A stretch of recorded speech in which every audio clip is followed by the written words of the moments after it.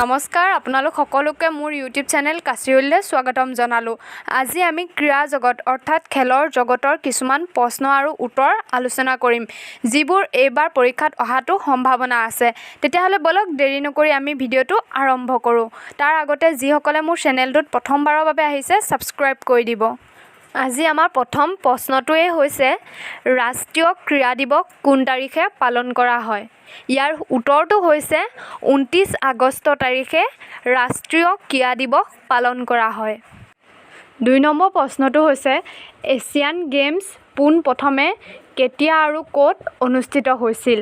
আৰু ইয়াৰ শুদ্ধ উত্তৰটো হৈছে 1951 চনৰ দিল্লীত অনুষ্ঠিত কৰা হৈছিল পোনপ্ৰথমে।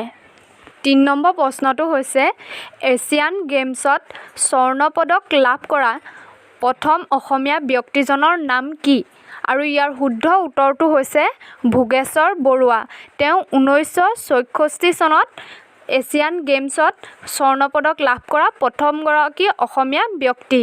4 নম্বৰ প্ৰশ্নটো হৈছে ছানিয়া মিৰ্জা কি খেলৰ লগত জড়িত? এই খেলৰ প্ৰশ্নবোৰ যিসকলে খেল ভাল পায় তেওঁলোকৰ বাবে তেনেই সহজ। ছানিয়া মিৰ্জা লন টেনিছৰ লগত জড়িত। আমাৰ আজি 5 নম্বৰ প্ৰশ্নটো হৈছে অভিৰুচি দিৱস কিমান তাৰিখে পালন কৰা হয়? আৰু ইয়াৰ শুদ্ধ উত্তৰটো হৈছে 3 ছেপ্টেম্বৰ। 6 নম্বৰ প্ৰশ্নটো হৈছে ইংলিছ চেনেল সাঁতুৰি পাৰ হোৱা প্ৰথম ভাৰতীয় ব্যক্তিজন কোন? আৰু ইয়াৰ উত্তৰটো হৈছে মিহিৰ সেন। 7 নম্বৰ প্ৰশ্নটো হৈছে দীপাংকৰ ভট্টাচাৰ্য কি খেলৰ লগত জড়িত? এনেকুৱা প্ৰশ্নবোৰ DLEDতে হওক বা BEdতে হওক খুব আহি থাকে, ভালদৰে চাব।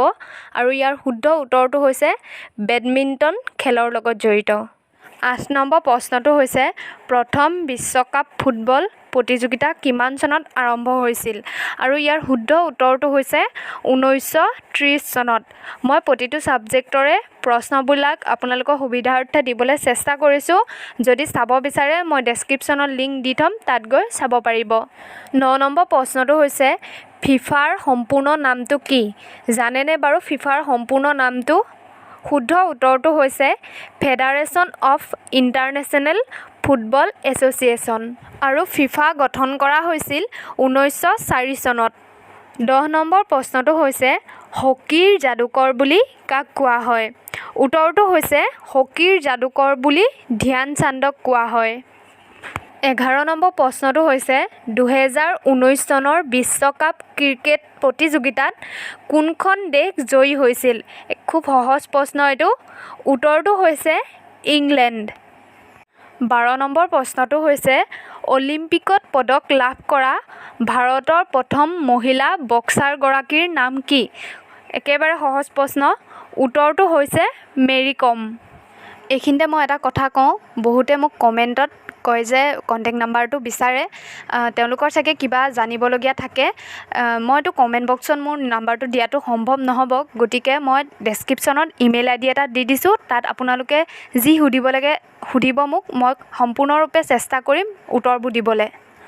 আজি আমাৰ 13 নম্বৰ প্ৰশ্নটো হৈছে 2020 চনত ভাৰতৰ ক্ৰিকেট জগতৰ কোনজন খেলুৱৈক ৰাজীৱ গান্ধী খেল ৰত্ন বঁটা প্ৰদান কৰা হৈছিল? আৰু ইয়াৰ শুদ্ধ উত্তৰটো হ'ল ৰোহিত শৰ্মা। আজি আমাৰ 14 নম্বৰ প্ৰশ্নটো হৈছে 2020 চনত অৰ্জুন বঁটা পোৱা অসমৰ বক্সাৰগৰাকীৰ নাম কি? আৰু ইয়াৰ শুদ্ধ উত্তৰটো হৈছে লাভলীনা বৰগোহাঁই। 15 নম্বৰ প্ৰশ্নটো হৈছে খেল জগতৰ বাবে দিয়া ভাৰতৰ সৰ্বোচ্চ বঁটাটোক কি বুলি কোৱা হয়? আৰু ইয়াৰ শুদ্ধ উত্তৰটো কি জানেনে? শুদ্ধ উত্তৰটো হৈছে ৰাজীৱ গান্ধী খেল ৰত্ন বঁটা। 16 নম্বৰ প্ৰশ্নটো হৈছে বৰ্তমান ভাৰতৰ ক্ৰীড়া মন্ত্ৰীজনৰ নাম কি? আৰু ইয়াৰ শুদ্ধ উত্তৰটো কি জানেনে? শুদ্ধ উত্তৰটো হৈছে কিৰণ ৰিজিজু। 17 নম্বৰ প্ৰশ্নটো হৈছে ভাৰতে কিমান চনত প্ৰথম বিশ্বকাপ ক্ৰিকেটত বিজয়ী হৈছিল? আৰু ইয়াৰ উত্তৰটো হৈছে প্ৰথমবাৰ ভাৰতে বিশ্বকাপ ক্ৰিকেটত বিজয়ী হৈছিল 1983 চনত আৰু দ্বিতীয়বাৰ বিজয়ী হৈছিল 2011 চনত। 18 নম্বৰ প্ৰশ্নটো হৈছে কোনখন দেশত ক্ৰিকেটক জন্মগত অধিকাৰ বুলি কোৱা হয়? আৰু ইয়াৰ শুদ্ধ উত্তৰটো হৈছে ইংলেণ্ড। 19 নম্বৰ প্ৰশ্নটো হৈছে IPLটো আমি সকলোৱে চাওঁৱেই, সৰহসংখ্যক মানুহে চাওঁ। গতিকে আজিৰ প্ৰশ্নটো হৈছে IPLৰ সম্পূৰ্ণ নামটো কি? এই প্ৰশ্নটো মই আপোনালোকলৈ এৰিলোঁ। আপোনালোকে মোক কমেণ্ট বক্সত কমেণ্ট কৰি জনাব IPLৰ সম্পূৰ্ণ নামটো কি? আজি আমাৰ 20 নম্বৰ প্ৰশ্নটো হৈছে 2020 চনত ৰাজীৱ গান্ধী খেল ৰত্ন বঁটা সৰ্বমুঠ কিমানজন ব্যক্তিয়ে লাভ কৰিছিল? শুদ্ধ উত্তৰটো কি জানেনে বাৰু আপোনালোকে? ইয়াৰ শুদ্ধ উত্তৰটো হৈছে 5জন ব্যক্তিয়ে লাভ কৰিছিল।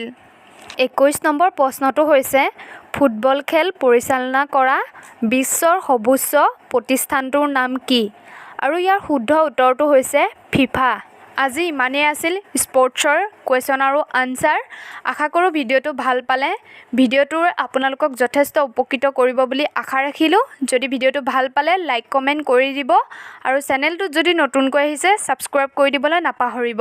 ধন্যবাদ।